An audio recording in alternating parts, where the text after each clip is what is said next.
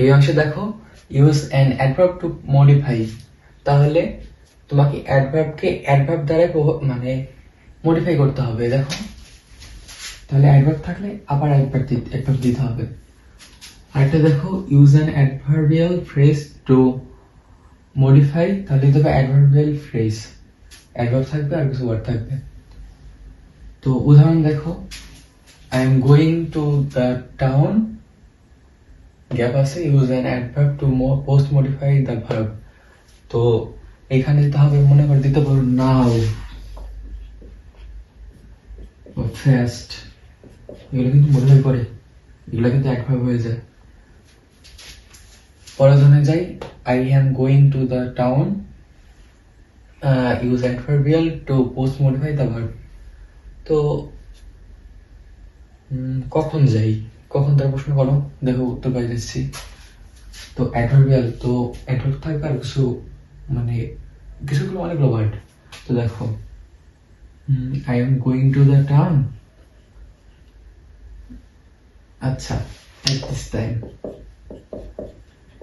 at this time, এটা adverbial phrase. এরকম অনেক ভাই, অনেক প্র্যাকটিস করতে হবে, এগুলো ধরাটা কিন্তু প্র্যাকটিস না করলে মুশকিল হয়ে যাবে। ইন্টেন্সিফায়ার, তো ইন্টেন্সিফায়ার হিসাবে কি কি বলতে পারে দেখো, very, really, so, too, much, enough, এগুলো কিন্তু ইন্টেন্সিফায়ার। তো বলতে পারো যে ইন্টেন্সিফায়ার কোন পার্টস অফ স্পিচ ভাইয়া, তো এটা হচ্ছে অ্যাডভার্ব। তো উদাহরণে যাই, his songs are use intensifier to premodify the adjective melodious. তো ভাইয়া দেখো এইচএসসি তে কিন্তু ইন্টেন্সিফায়ার চাইলে সবকিছুতে ভাইয়া তুমি ভেরি দেবা, সবকিছুতে চোখ বন্ধ করে ভেরি দিয়ে দেবা, তাহলে কিন্তু হয়ে যাচ্ছে ভেরি। বিশেষ করে এইচএসসি তে ভেরি এবং সো এর ব্যবহার বেশি হয়। তুমি টেস্ট পেপার বা কোনো গাইড সাপ্লিমেন্ট যখন সলভ করতে যাবা, ইন্টেন্সিফায়ার দেখবা কিন্তু উত্তরপত্রে ভেরি দেওয়া। তো ভাইয়া এখানে তো ইজি একদমই মার্ক, তো এখানে তুমি ভেরি দিও। মডিফায়ারে ইনফিনিটিভ বা ইনফিনিটিভ ফ্রেজ থেকে প্রশ্ন আসবেই। তো দেখো ইউজ ইনফিনিটিভ, তো ইনফিনিটিভ কি? ইনফিনিটিভ হচ্ছে নন ফাইনাইট ভার্বের একটি টাইপ। তো দেখো ইউজ ইনফিনিটিভ, তো ইনফিনিটিভ চাইলে 2 + V1, আসলে এটাকে V1 বলা চলে না, কারণ V1 দ্বারা বোঝা হচ্ছে ভার্বের এস বা ইয়েস ফর্ম, আর হচ্ছে V0 দ্বারা মানে বোঝানো যাচ্ছে যে মানে বোঝায় যে ভার্বের বেস ফর্ম। তো প্রচলিত আছে যে V1, তাই এখানে দিলাম, তাছাড়া V0 কিন্তু এখন চলে, ঠিক আছে। তো দেখো ইউজ ইনফিনিটিভ, তাহলে দিতে হবে 2 + V1, আর হচ্ছে ইউজ ইনফিনিটিভ ফ্রেজ, তো 2 + V1 প্লাস এক্সটেনশন দিতে হবে। তো উদাহরণে যাই, now we are able, infinitive চাইছে ন্যাচারাল গ্যাস ফ্রম আন্ডারগ্রাউন্ড, এটা কিন্তু পোস্ট মডিফাই করলে কি হয় দেখো, now we are able from underground to collect.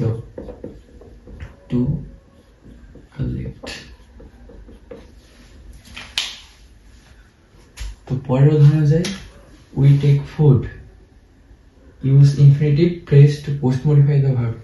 তো এখানে উই টেক ফুড, তো এখানে চিন্তা করো উত্তর কি হতে পারে, আমরা কিসের জন্য ভাত খাই, খাবার খাই, টু কিপ আস হেলদি।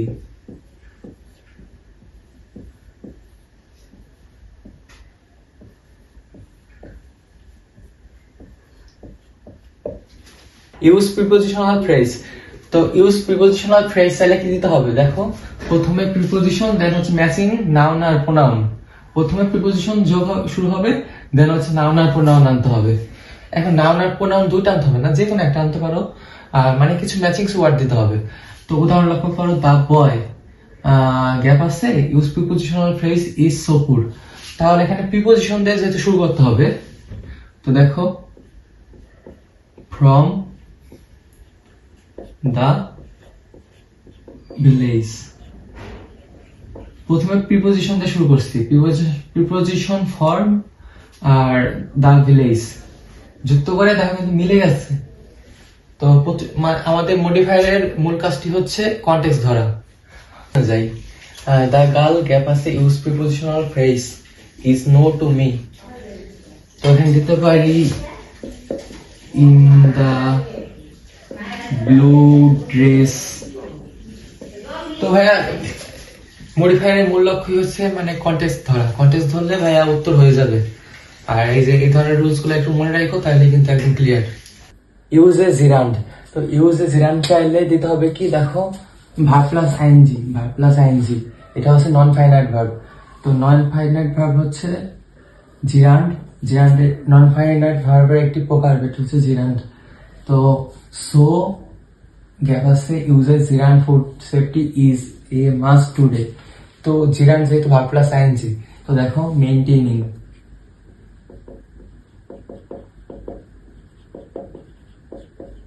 বা ইনশিওরিং, এগুলা কিন্তু উত্তর হয়। তো অধিকাংশ খুবই কম সংখ্যক বাড়ি জিরান্ড আসে।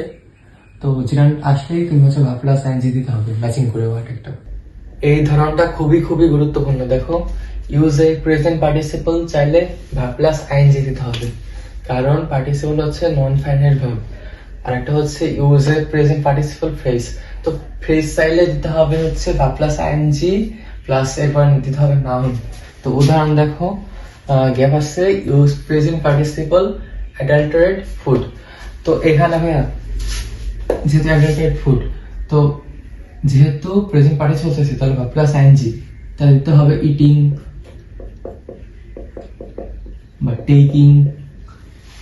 ওয়াটার দেখো we also contaminated water, gap আছে use a present participle phrase into ইট।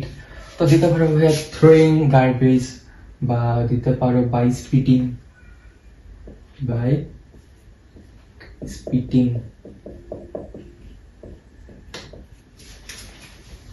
যতই বলো না কেন কিন্তু ভাইয়া এই রুলসটা অনেক বেশি প্র্যাকটিস করতে হবে।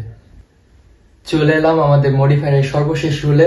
তো দেখো এখানে বলা আছে ইউজ রিলেটিভ ক্লজ। তো রিলেটিভ ক্লজ লিখে দিতে হবে রিলেটিভ প্রোনাউন। দেখো হু, হুইজ, দ্যাট।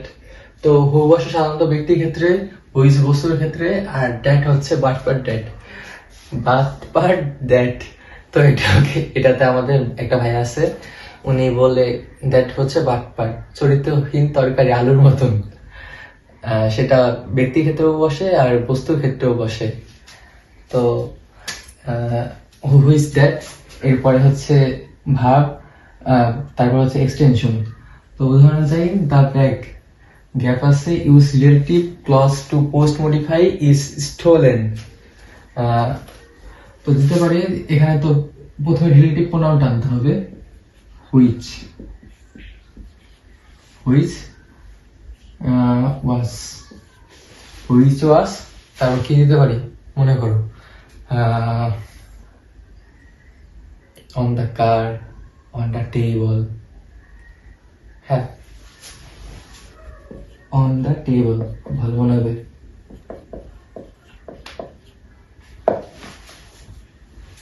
তো এর দ্বারা আমাদের মডিফায়ারের মানে সবগুলো রুলসই কভার করা হলো। তো এর পরবর্তী অংশে আমরা নিয়ে আসবো এই মডিফায়ারের উপরে কিছু বোর্ড প্র্যাকটিস, যার মাধ্যমে আমাদের প্রস্তুতিটা অনেকটা শক্ত হবে। আর কিছু প্র্যাকটিস টিপস দিয়ে দেবো, এটা নিয়ে পরের পার্টে আমরা আলোচনা করব। আজকের জন্য ধন্যবাদ।